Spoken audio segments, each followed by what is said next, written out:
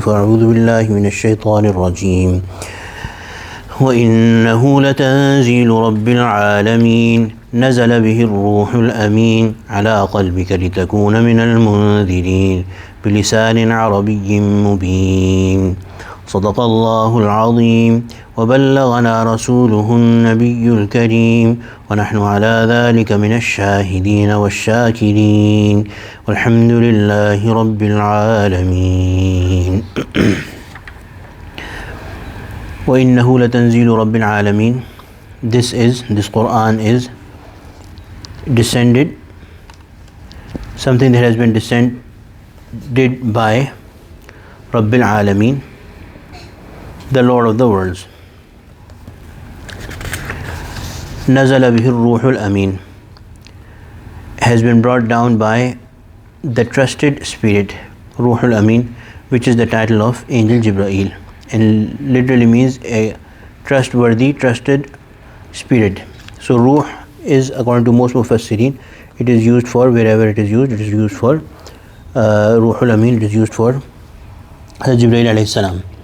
And it is part of our key tenets of faith that Jibreel alayhi salam and all angels are 100% under the command of Allah subhanahu wa ta'ala. They obey and they do not have disobedience within them, so they cannot disobey Allah subhanahu wa ta'ala. They never want to disobey Allah subhanahu wa ta'ala.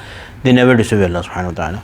And this is a key part of our faith because Jibreel Amin alayhi salam is that angel of Allah who brought the Quran from Allah subhanahu wa ta'ala to the Prophet sallallahu alaihi wasallam. The way this happened was that Allah subhanahu wa ta'ala recited these exact words that we recite today to Jibreel alayhi salam in this exact language, in the same way, and Jibreel alayhi salam recited to the Prophet sallallahu alaihi wasallam.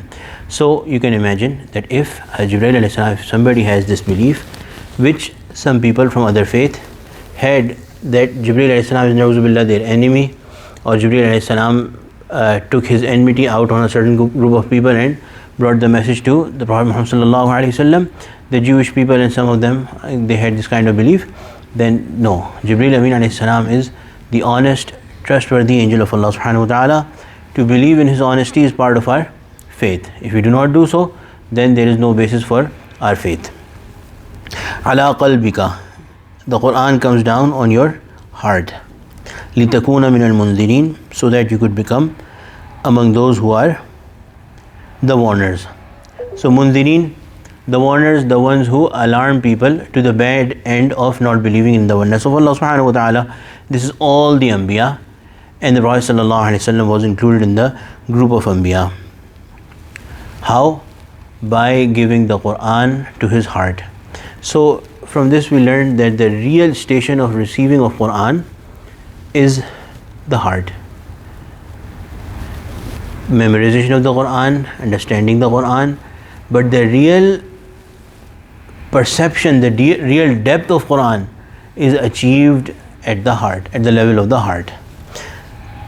Jibreel alayhi salam brought this down upon the heart of the Prophet sallallahu alaihi wasallam. لِتَكُونَ مِنَ الْمُنذِرِينَ, so that you become among those who warn people. Herein is also a meaning that somebody who is going to warn people and make them afraid of the bad end, then they should have that fear themselves as well. And the station of fear is again the heart. So if somebody does not believe in something, na'uzu billah, how could they invite others towards it?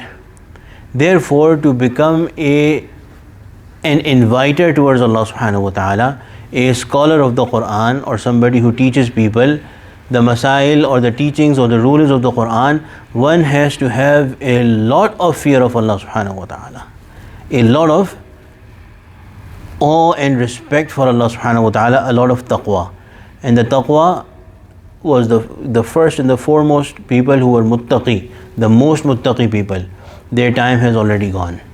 Those were the Sahaba of the Prophet sallallahu alaihi wasallam, the students of the Sahaba of the Prophet sallallahu alaihi wasallam.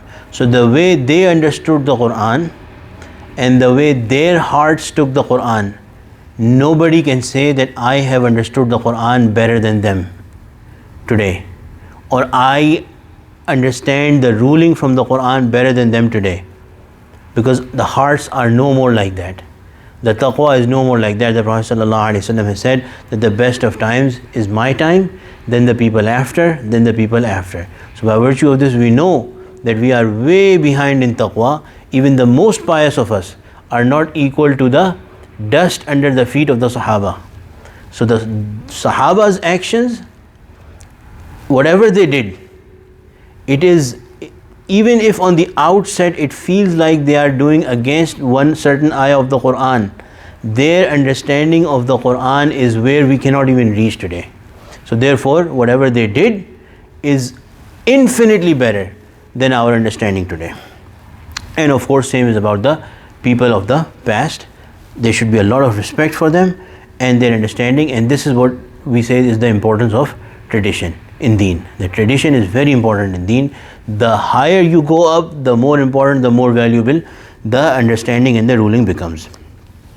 Imam Abu Hanifa rahmatullahi alayhi and the other fuqaha who have compiled the rulings of Deen, they were the pious predecessors. They were the people who lived in the time of Imam Abu Hanifa rahmatullahi alayhi, who has seen some Sahaba as well. He is the most senior of them, and other famous fuqaha who compiled principles of fiqh. They were all taba tabi'in or tabi'in. They were all taba tabi'in. They had all seen tabi'in, the students of Sahaba. So they were way better than us. They are way better than us. Bilisan in Arabiyyin Mubin, Allah subhanahu wa ta'ala is saying that this Quran has been descended in the clear open language of Arabi. So therefore, anything that is not Arabi, that cannot be Quran. Allah's language is Arabi. Allah recited to Jibreel alayhi salam in Arabi. Jibreel alayhi salam recited to the Prophet sallallahu alayhi wasallam in Arabi. This is a specialty of the Quran. No other book was descended in Arabi. Allah subhanahu wa ta'ala said it to Jibreel alayhi salam in Arabi. Jibreel alayhi salam translated it to the language of the people whose Nabi it was being given to. So Arabi, Quran is Arabi, and Arabi what? That which Hazrat Jibreel alayhi salam brought and how he brought it. So even if we pick a few words from here and a few words from there and put them together, they will not be Quran. They will not be called Quran. So what about translating it in a different language and then calling it a Quran?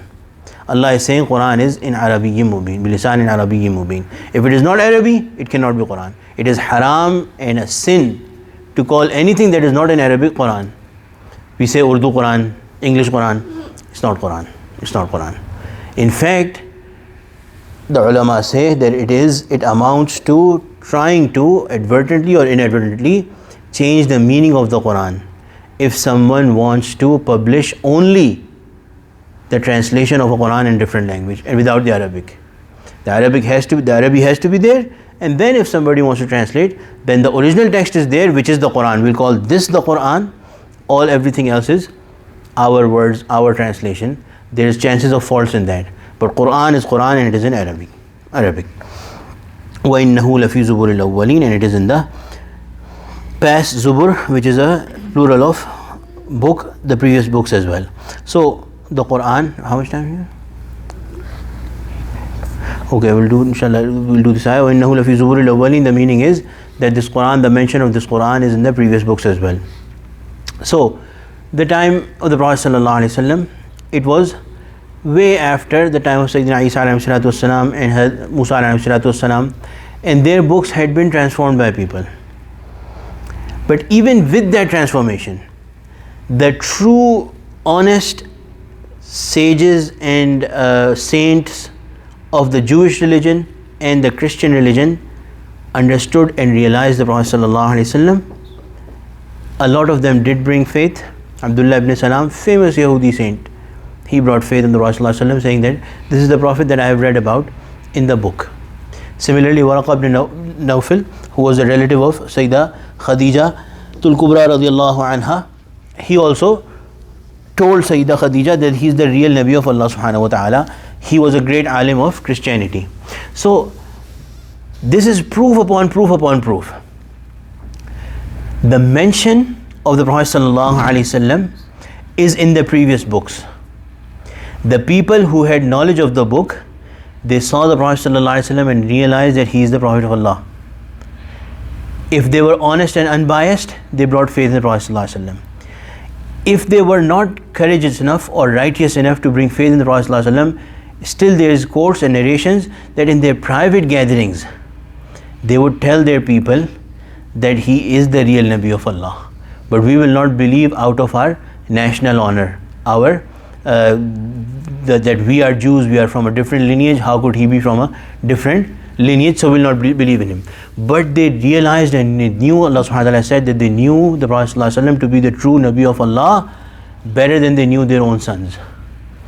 So they knew the Prophet ﷺ. Now how is this further proof that even after the books were changed, still the people who were scholars of Judaism and Christianity in the time of the Prophet ﷺ, even with the transformation, even with the tahrif that had happened in the Injil and the Zabur and the Torah, still there remained a mention and knowledge about the Prophet ﷺ.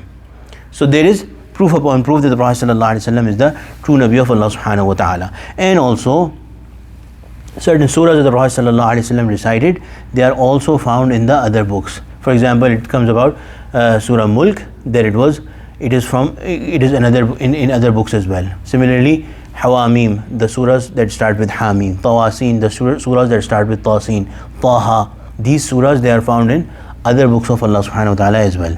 So the Prophet ﷺ is the true Nabi, and this is also mentioned in other books as well. أَوَلَمْ يَكُنْ لَهُمْ آيَةً أَنْ يَعْلَمَهُ عُلَمَاءُ بَنِي إِسْرَائِيلَ. The ulama of Bani Israel, the Jewish scholars, is it not enough for you? Is it not